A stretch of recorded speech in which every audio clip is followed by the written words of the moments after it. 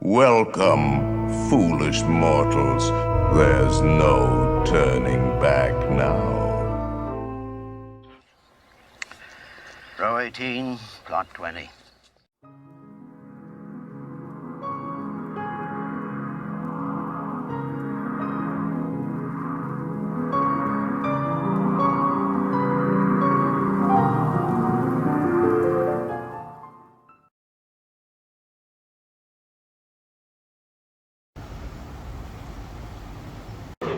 $10 is that?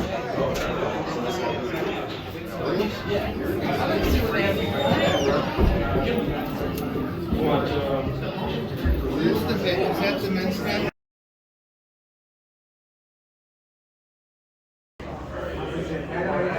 That's the one thing. What? No, I literally just watched last week. So that's what I feel.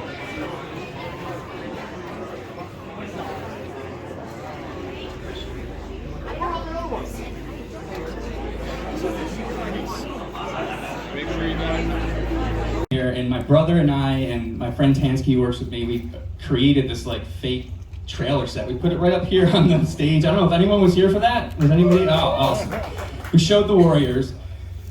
It was an amazing weekend, and finally getting to meet Joe Bob in person was such a highlight. Way taller than I expected him to be.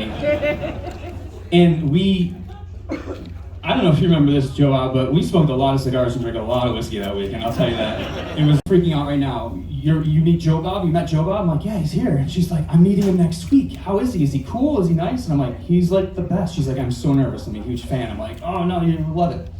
So like a week later, I see she met him and she posted about it. And I'm like, oh, it's so cool. You got to meet him too. So fast forward from that about a year, it was early 2018, and a buddy of mine, Matt, who's a producer, contacted me. He's like, hey, we're doing a show for Shudder with Joe Bob. It's gonna be a 24-hour movie marathon. You wanna do a shirt for it? I'm like, fuck yeah. So I contacted Justin, and they started sending us pictures from their taping from the set. And I'm going through the pictures for reference. I see someone I recognize. So I jump on Twitter and I DM Diana, and I'm like, hey, are you the new mail girl? And she's like, yep. I was like, holy shit. How fucking awesome is that? So it has been incredible these last 4.5 years to see what happened. I mean, if you all remember, when The Last Drive-In debuted on July 13th, 2018, we were actually here. We were in L5 showing one of the Friday the 13th movies. And I'd gone into the lobby to try to start streaming it from my phone, and it kept breaking down. So after the movie, I got home, and come to find out, so many people tried to get online that their server shut down and Joe Bob broke the internet. And of course, since then it's blown up. They've done so many shows. They're in their 5th season of Last Drive-In. They've done over 100 movies. They've done holiday shows. They've raised thousands of dollars for charity. And it has been so amazing to be along for the ride with that, to make merch for them. It has been an amazing experience. And you know, now when it's Friday night, I go into my man cave, usually by myself, turn on Joe Bob, and again, I'm not alone anymore. I'm with Joe Bob, and I'm with Darcy, but I'm with thousands of people now. And they're all tweeting in real time, and it's this communal experience that I've never seen before. And to talk about these movies while we're watching it with them, I mean, there's movies that I would have never considered watching on these shows. Like, dude, Things? Like, honestly, what the fuck with that movie? But it went it went trending on Twitter that night, for God's sakes. And it's incredibly humbling to see people post on those nights when they're wearing their Joe Bob shirts and Darcy shirts, and they've got their plush dolls and their action figures and their hats and their lounge pants and their Lone Star koozies. I'm like, holy shit, this is incredible. And I'm so grateful to work with them. And I'm so honored to call them friends. And I'm so happy they're here tonight. Please welcome Joe Bob Briggs and Darcy Miller.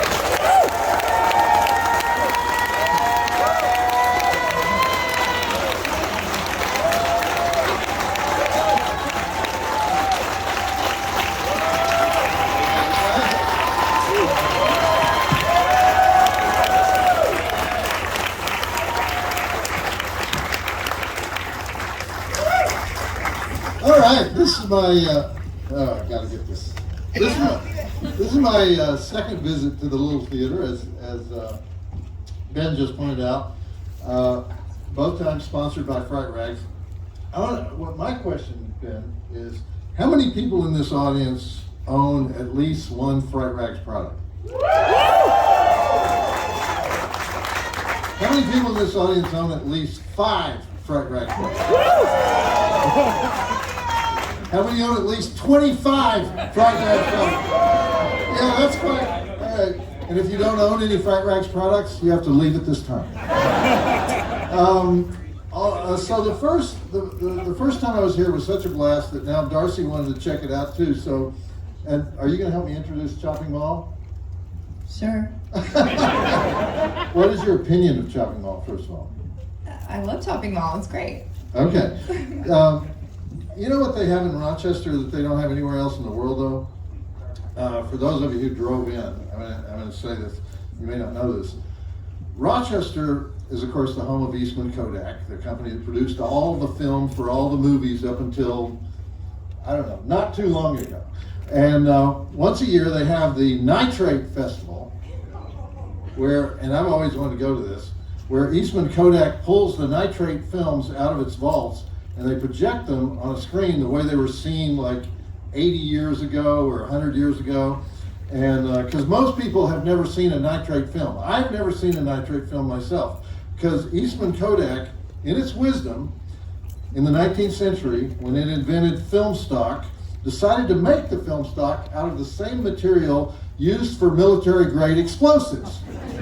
And so it's highly flammable. If the film catches on fire, it will continue to burn no matter what you do to it. Even if you put it underwater, it will continue to burn. And if you have enough of that film in one place, it will explode. So Rochester is the only city that has turned movie-going into an extreme sport. Actually going to the movie is an extreme sport. The entire audience can perish at any moment during the annual Nitrate Festival, which will be the first week of June, if you're intending to come, so be sure to make out your will before you leave home. All right. So, but before I get started, I want to kind of take the temperature of this audience. I need to figure out where you guys are on the nerdism scale. I do this anytime I go to a city that I haven't been in for a while. The nerdism scale runs from Evil Dead is awesome. You know, okay, that's one end of the scale, you know. And then that's your basic garden variety 80s nerd, all right? Now the other end of the scale is, you know, Chud 2, Bud the Chud. That's one of the most underrated movies in the movie.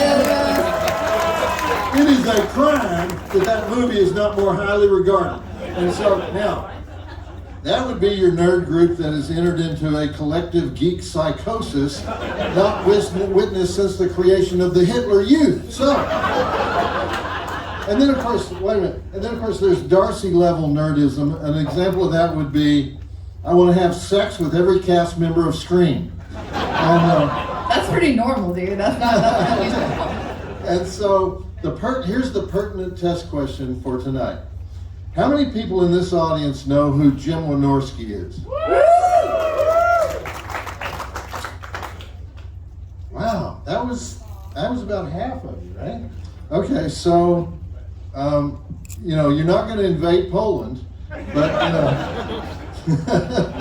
we need a little bit more indoctrination. So, Jim Wynorski is the director of tonight's movie. This was his second movie. And then he made about 150 more movies after that. He's shooting one right now, as a matter of fact, called Giantess, Giantess, meaning female giant. Giantess Battle Attack, which is about giant women with giant boobs battling for diva domination. And, I feel like I need to be in this. And that movie comes hot on the heels of Revenge of the 50-Foot Cam Girl, which was his follow-up to Bigfoot or Bust. And the bust part of Bigfoot or Bust refers to large-breasted women who travel from the future to capture Sasquatch. So he's been doing this stuff for 40 years. The man is a genius. Now, I know personally virtually all the people involved with this movie, so I'm going to go pretty deep on it if you don't mind. Chopping Mall is kind of a who's who of B movies in the 80s, including the most famous and popular character actor of the 80s, Dick Miller. Dick makes a very brief appearance in the movie, and by the way, you need to be hyper alert at the very beginning of this movie, where they're having a meeting in the mall, okay, because quite a few horror icons appear in that scene in the very first 20 minutes of the movie. But Dick Miller plays the janitor who gets french fried by the sarcastic robot, and he's using the same character name that he had used in Bucket of Blood a quarter century before that, Walter Paisley. Dick Miller was sort of the ultimate Roger Corman actor, Roger Corman being the greatest exploitation producer in the history of film. You guys do know Roger Corman, right? Dick Miller was in dozens of Roger Corman movies, and I'm going to depart from script here for a minute, and I want to tell one quick Roger Corman story. I once heard Roger Corman was friends with, and is to this day, he's 96. He's making 3 movies this year. He's 96 years old. Roger Corman is basically beloved by everyone he's ever met in Hollywood, even if they had disputes with him. And I heard that Roger and Dick Miller weren't talking. This is a long time ago. This is like 30 years ago. They weren't speaking. And I said, Roger, what happened between you and Dick? And he says, I can't really explain it. And I said, well, try it. What happened between you and Dick? And he says, well, these actors that I work with, most of them just make 1 movie with me. And some of them make 2 movies with me, and then they go on to their careers, and said, if you make a 3rd movie with me, I tend to lose all respect for you. And so, but then later, they made up, and but Dick Miller did make like maybe 10 or 12 Roger Corman movies, and many other low-budget movies. And since Jim Wynorski was a Corman worshiper, he wanted every Corman reference that he could make in this movie. He had a co-screenwriter. Wynorski and his co-screenwriter, Steve Mitchell, had met at a comics convention in New York in the 60s. Now, in the 60s, there were not that many comics conventions anywhere. So these were early nerd adopters. And then both of them, Wynorski and Mitchell, ended up moving out to California to seek their fortunes in the movie industry. And it took a while, but Jim eventually got an entry-level job at Roger Corman's company. He started cutting trailers for him in 1980. He moved up to director of publicity. That's when I met him in the early 80s. He made his first film in 1984, The Lost Empire. Has anybody seen The Lost Empire? Female gladiators in bikinis. Who could resist that, And then this is his second film, and he would go on to make such low-budget classics as Big Bad Mama 2, Not of This Earth with Tracy Lords, The Return of Swamp Thing, Dinosaur Island, The Haunting of Morella, Transylvania Twist. Remember the erotic thriller era of the early 90s? He made a bunch of erotic thrillers. Point of Seduction, Body Chemistry 3, not to be confused with Body Chemistry 4, Full Exposure. 7 world premieres on Sci-Fi, including Gargoyle, Curse of the Komodo, Project Viper, Cry of the Winged Serpent, Cobra Gator with Michael Madsen. And then he did a lot of sex movies for TV. He did Skinamax type stuff. Whenever you see the names Sam Pepperman, Rick Masters, or Harold Blueberry, that's all Jim Wynorski working in the sex film area. Jim was great at he made sexual ripoff. He loved sexual ripoff titles. The Devil Wears Nada. That was one of his films. He made House on Hooter Hill. He made The Breastford Wives. He made Bear Winch, the final chapter. He made The Witches of Brestwick. And probably my favorite Jim Wynorski title of all time, The Hills Have Thighs. You've been in some erotic thrillers, right, Darcy? I mean, did you ever? I was supposed to be in The Hills Have Thighs. You were supposed to be in it? The transportation thing didn't work out. All right. But you never worked with Jim, I don't think, right? Did you ever work with Jim? That was the only time I was supposed to, but. And you didn't want that big Jim Wynorski money. He honestly, he said, the budget's so low that you now have to get yourself there tomorrow, and it was like 400 miles away, and I'm like, so I missed You the had chance. to get yourself 400 miles away to And get the I job? didn't drive, so. Okay. you know. Anyway, Jim Wynorski, he's a New Yorker, meaning New York City, and his first job was shooting commercials for the Jumbotron at New York Mets games. And he always wanted to go, yeah, he wasn't a Mets fan, he just got the job. He always wanted to go to LA and direct real movies, but he couldn't get hired until he landed a job on a TV series called Breaking Away in 1979, shot on location in Athens, Georgia. He got fired right away, but on the plane ride back to LA, he sat next to a producer named Marcy Gross, and she introduced him to Roger Corman, and he was in such awe of Roger that he told Roger Corman he would do anything to work there. And of course, that's exactly what Roger likes to hear. So pretty soon he was cutting trailers, and he was doing PR work, and finally a half decade later, Roger let him direct a movie. So to show you what a Corman fan he was, he had seen Attack of the Crab Monsters at least 100 times before he went to work, before he ever met Roger Corman. So Chopping Mall was actually produced, though, by Julie Corman, Roger's wife, and the producer of many of the stranger films put out by New Horizons. Roger's companies had several names at various times: New World, New Horizons, New Concord.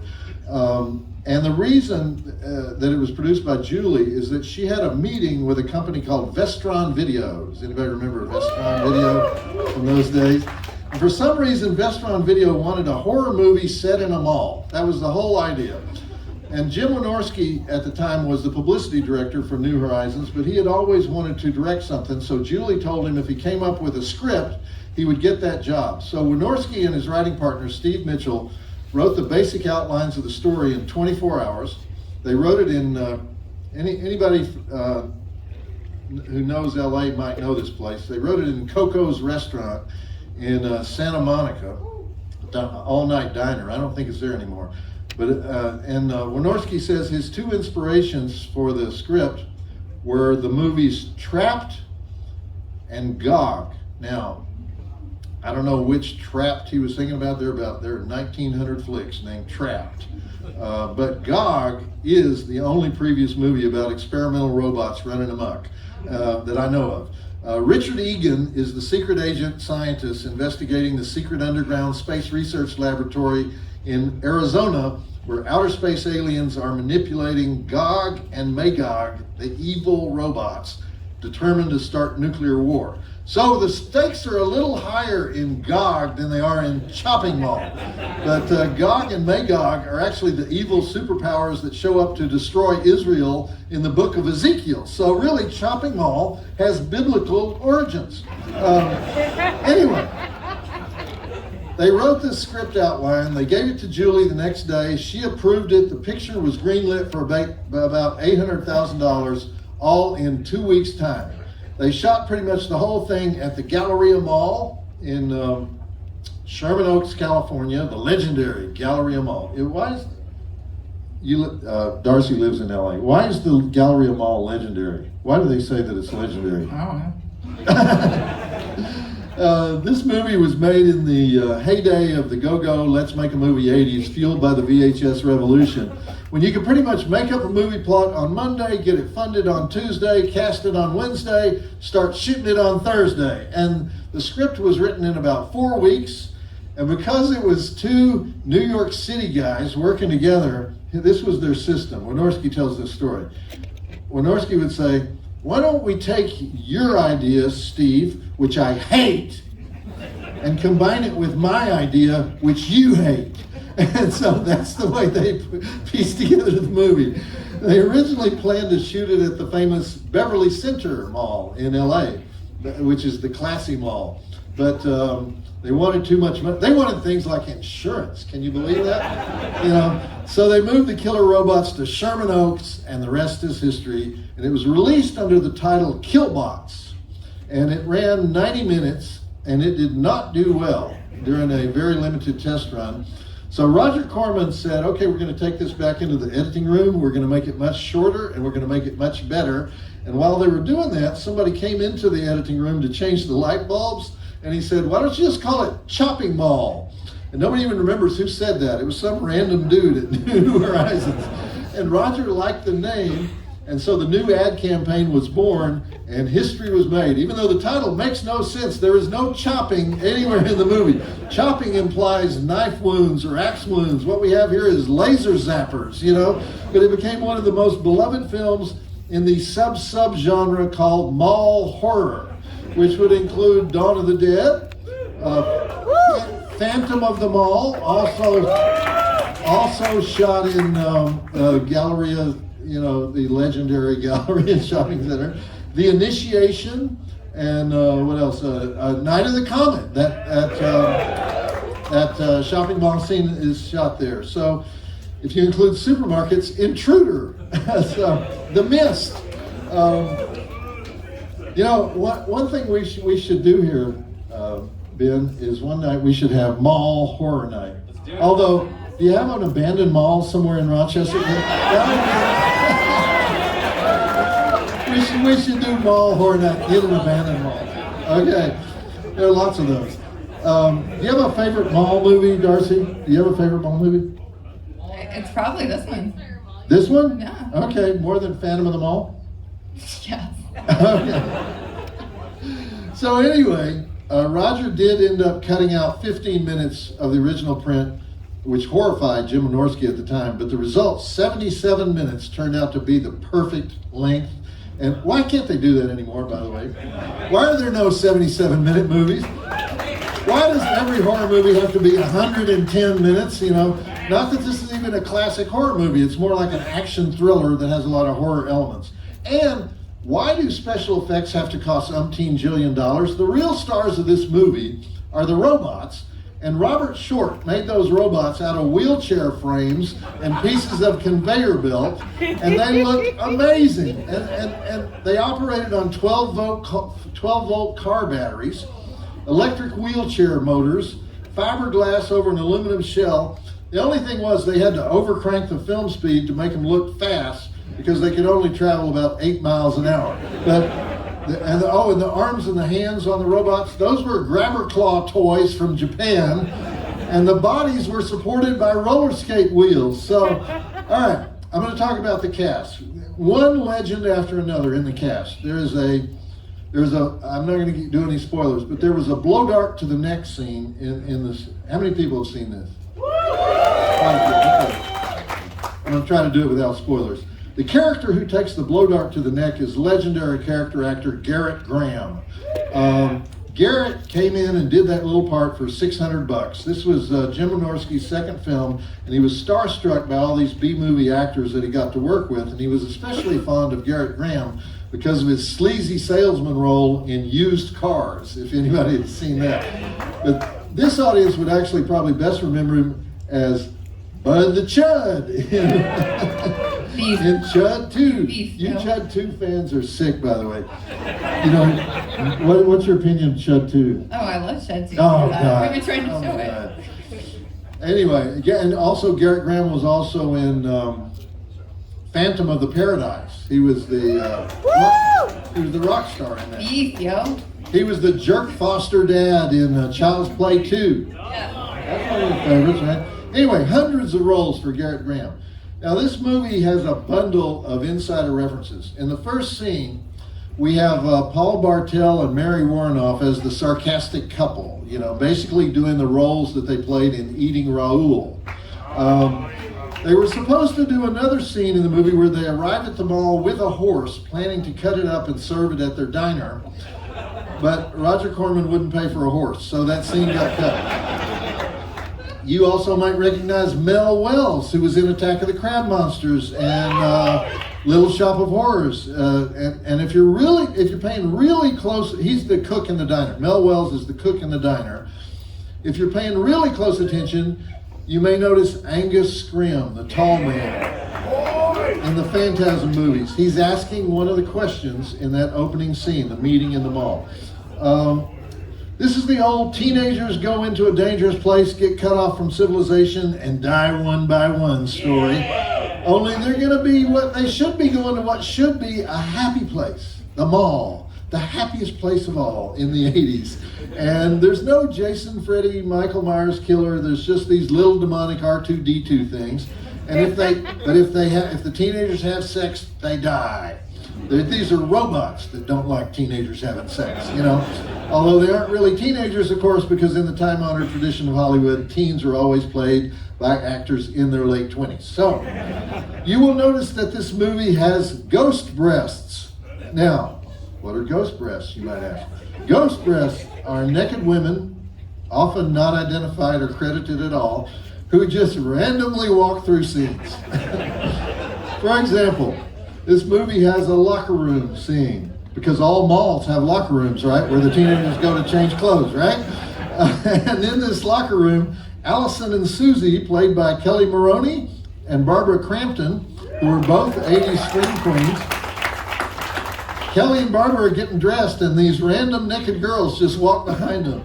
They're also bikini girls who, for no apparent reason, all get on the mall escalator at the same time. With the lead bikini girl played by the great Toni Naples, star of many Jim Wynorski films, like she starred in Deathstalker 2, Hard to Die, Transylvania Twist, Dinosaur Island, Sorceress. If I'm not mistaken, Jim was dating Toni Naples at the time. So her credit in the movie is not just bikini girl, it's lead bikini girl. What is your position on ghost breasts, Darcy? Is that an acceptable thing? Them? I don't know. Oh, okay, good.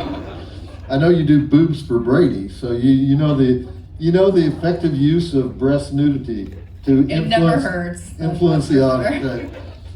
I hope everybody's taking notes on this, because there is going to be a test. All right. And then there's Susie Slater. Susie Slater is famous for 2 scenes, and both of those scenes are in this movie. I thought this movie would launch Susie Slater into drive-in superstardom. Kelly Maroney was already a drive-in superstar, but one of the best reasons to watch this movie is for the debut performance of Susie Slater's garbanzos right before they get lasered by a killer maniac robot in an exploding head scene in the Galleria Shopping Center. Now, Susie, she could have been a drive-in queen, but she had a very brief career. She got stuck in this flick just long enough to become a grease spot on the linoleum, but plenty long enough to make us remember her aardvarking scene at the Furniture King. Now, it takes about 9,000 tries with the laser guns before they explode Susie's head with pink laser bolts. Wynorski considers it the second greatest exploding head in the history of film. The first being David Cronenberg's exploding head in Scanners. You have a favorite exploding head? Maniac. Maniac. Okay. That's actually, yeah, that's a shotgun to the head, right? That counts. And it is the special effects master's head, right? Yeah. Okay. Anyway, Susie Slater disappears from movie history right after this picture. All we know is she was a Kansas girl, University of Nebraska cheerleader, flight attendant, swimsuit model, 3 Playboy pictorials, did a lot of bombshell walk-on roles, and then just vanished. But if you say today to any hardcore drive-in mutant, you remember Susie Slater? And if people can't place her, all you have to say is Chopping Mall exploding head. Oh yeah, that girl, so hot. Okay. If your most memorable moment is your head exploding and people still remember how hot you are hot. You know? And of course, the other big 80s star in this movie is Barbara Crampton, who was well known. She was well known to horror audiences from the Stuart Gordon films Reanimator and From Beyond. Barbara Crampton fans here? Yeah. But the lead and the role that probably the role she's best known for today, would you agree? Is this movie Kelly Maroney? Night of the Comet, probably. More Night of the Comet? The lead is played by Kelly Maroney. Kelly Maroney was born in Minneapolis. She started acting at the Guthrie Theater, the very prestigious Guthrie Theater there. She worked with the National Shakespeare Company Conservatory in New York. And of course, it was all that Shakespearean training that prepared her for Chopping Mall. And actually, it was a soap opera that prepared her for it. She was on this soap opera called Ryan's Hope. And she was the evil Lolita in 300 episodes where she was still underage, but she was the sex object. All right, I want to mention one more guy before we watch the greatest mall-oriented killer robot flick ever made. Many people love the soundtrack for this movie, and that's Chuck Serino. And he would compose dozens of film soundtracks, but this was his first film soundtrack, and at the time, he was working for Shadow Stevens. Shadow Stevens was a famous radio host and a UFO expert. But this was in the 80s when Shadow Stevens was mostly known for being the pitch man for Federated Department Stores. And Serino's idea for the music was, what would a robot be thinking under these circumstances? And so the music was a constant flow of robot brain instructions, which is why it sounds so intense and bombastic. He also wrote Allison's theme, watch for that. That was written for Kelly Maroney's emotional scenes. And that he uses a lot of harp and piano in that. There's a robot theme, which you hear over and over again. And it sounds to me like maybe a xylophone or a marimba or something. It eventually becomes an annoying sound, one of those sounds you associate with children's animation shows, you know. So, but it makes them, they're kind of happy killer robots, you know, because of that theme. Chuck Serino still works with Jim Wynorski today. They collaborated on the avant-garde festival film Cobra Gator. Have you seen Cobra Gator? You've not seen it. I was going to ask you which part of the creature dominates, the cobra or the gator, but I guess, has anybody seen Cobra Gator? Nobody saw Cobra Gator? Are you kidding me? With a name like Cobra Gator? All right. Well, anyway, Jim Wynorski himself. Don't worry. But we're going to watch it now for sure. Jim Wynorski himself does the voice of the Killbots, and other actors. Russell Todd plays Rick.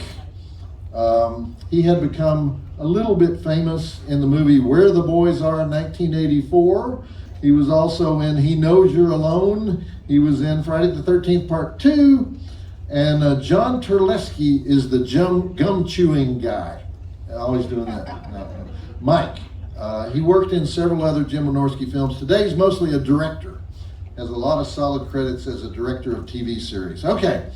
Basically what we got here is 3 security guard robots that go berserk during a lightning storm and start using their lasers and throwing stars and tranquilizer guns and F-16 fighter planes to kill teenagers that they catch making the sign of the triple-humped squid puppy after hours in the mall. After each body demolition, they say, "Thank you, have a nice day." In other words, spam in an atrium, and that's the whole plot. So let's go to the drive-in totals. We have, and by the way, if all those people who didn't get their stuff signed, I will be in the same place till the last person leaves, so don't worry about it. I'm actually going to go down there during the movie if you happen to getting popcorn or something and you want to do it then.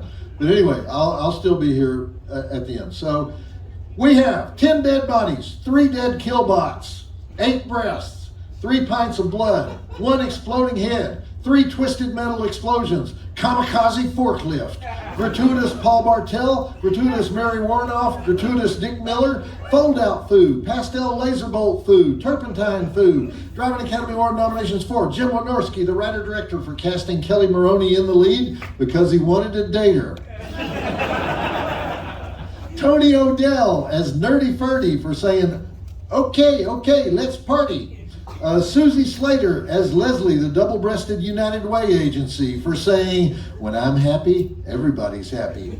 Russell Todd as Rick for saying, if we get out of here alive, you owe me a 6-pack. Barbara Crampton as Susie the Whiner for saying, but Greg needs me, and then getting french fried on camera immediately.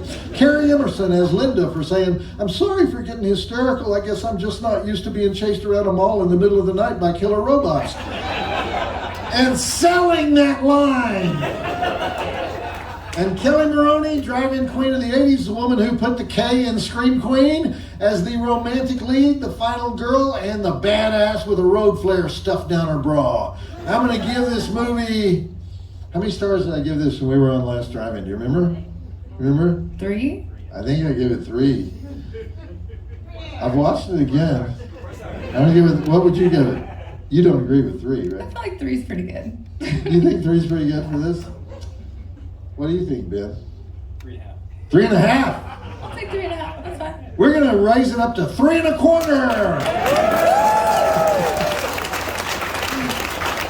Joe Bob says, check it out. Thanks for being here.